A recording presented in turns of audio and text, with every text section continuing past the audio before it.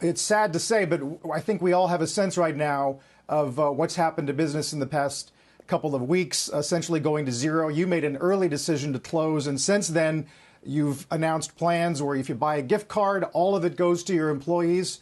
So I'll ask you for a characterization of what's been happening, but also your best ideas for solutions right now. Yeah, first of all, the conversation you guys are having is really, really helpful. It's this two-pronged issue, with 9/11, for example. Once we got over the just emotional trauma of what had happened, at least our industry could stand up and feed first responders. We could feed families. We could encourage the public to come back and stimulate the economy by going out to eat, and also stimulate the emotional well-being of society by being together in restaurants.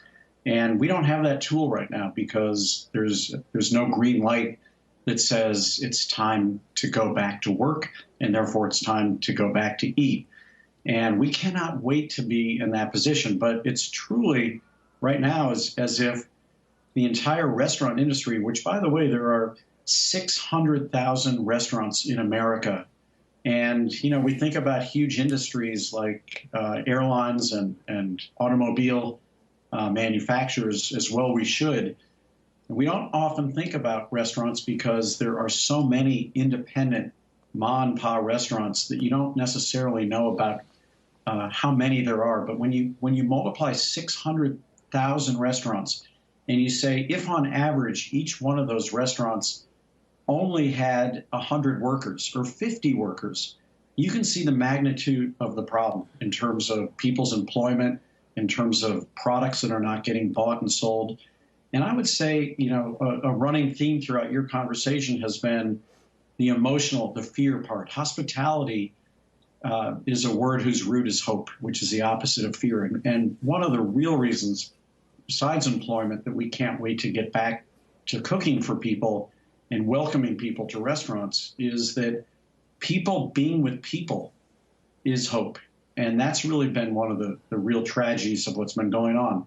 So what do we need? Well, first, we got to recognize, as you've said, that this is a two-pronged issue. It's safety and health. Got to keep people alive or all bets are off. And then it is rebuilding people's lives. And I would start with the people themselves, even before the businesses. It sure would be good if the government would freeze the obligations and the cost structures that businesses have. We want to make sure that our workforce has been fed, has a roof over their head, and is healthy by the time we need them back. And by the way, I am amongst the hopeful. I don't know when it's going to be, but whenever we do get the green light that it's safe to come back to work, keep in mind it's going to take a good month or so to recruit our teams back and to get them trained before we can serve the way we used to. Because operations will have changed so much. Operations will have changed, but when you lay off, in our case, 2,000 people, which we had to do this week, because we want to live to fight another day. And if we're not around because we're insolvent, what good will we have been to them? So if 80% of our workforce is now gone, we're trying everything we possibly can to stay in touch with people via Zoom calls, via emails, via our intra-company communications, but they're gone. And it's, imagine spring training for a baseball season where on March 1st, instead of the teams starting their month of spring training so that they could start the regular season, imagine if the general managers of the teams had to start recruiting on March 1st and creating spring training at the same time. It's just going to extend it. And I'm not complaining about that. I'm just trying to share a dose of reality. And I loved what I think it was Jim who said that as soon as we can start to say who can come back to work, for whom is it safe to come back to work, I know that we'll start to see some green shoots in our industry, because the minute we hear that, we're going to put people to work. We're going to start by cooking for people in our company. We're going to then start to cook for people in our community. And yeah, it won't be restaurants where you gather. It'll start off by being takeout and curbside pickup. But we can't even do that in our company safely right now until we hear that people can come to work without fear. Oh, Danny, you're so right. Of course, I enjoyed the last night I was happy, Danny, was my 65th at Moderna. Thank you so much for always being, Manhattan, not Moderna. That's it's a vaccine company. Danny, you are doing two things that people aren't talking about. One is you're actually helping your workers. And then second, you're getting rid of your pay. I think that is incredibly selfless, and you've got to be appreciated for that. I think that one of the problems that America has right now is they feel that the bosses, the managers, are going to be the winners, and the workers are the losers. You're trying to do both. My restaurants, Dan, I'm struggling. I mean, we laid off people early on Monday. I think that I don't know if I have the wherewithal. Well, I think a lot of restaurateurs don't have the wherewithal to reopen, Danny. And I think you should speak to the notion of the capitalization of most of the people, because it is a shoestring industry. You built a great empire. You built on hospitality. But can you speak to the industry where they don't have any pay to take in terms of the bosses, and they don't have any 1099 employees, can't get some sort of payroll tax cut? The unreal nature of how little Washington knows about our industry. Well, I think you nailed it, Jim, because, and this is what I was trying to say earlier, because we are such a disaggregated industry. And it's one of the great things about restaurants is how many entrepreneurs got into the business, how many employees got their first or second or third ever job in our industry. It's something I'm really, really proud of. But we don't necessarily speak with one voice.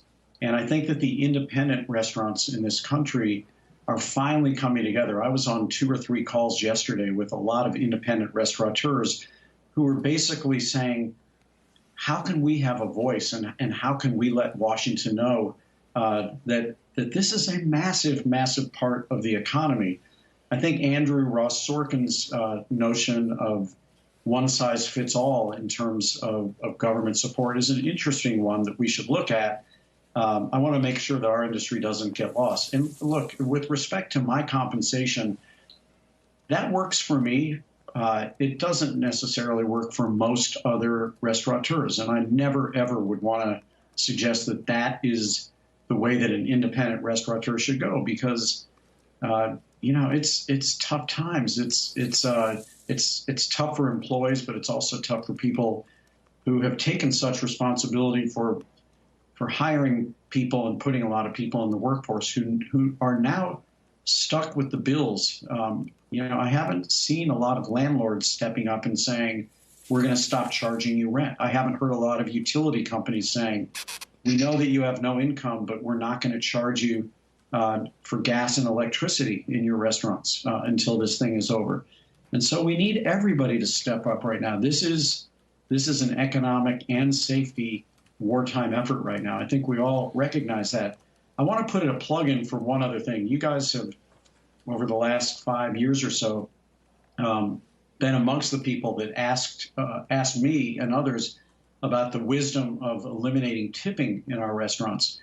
And if ever there were a time where I feel like that decision is actually being reinforced as a good thing for the hourly workers on our team who face unemployment as of this week, when they go to the unemployment line, their compensation that they can show on their W-2, because they were not paid the adjusted minimum wage, but were paid a wage that accepted the fact that there was no tipping. So it was way above minimum wage.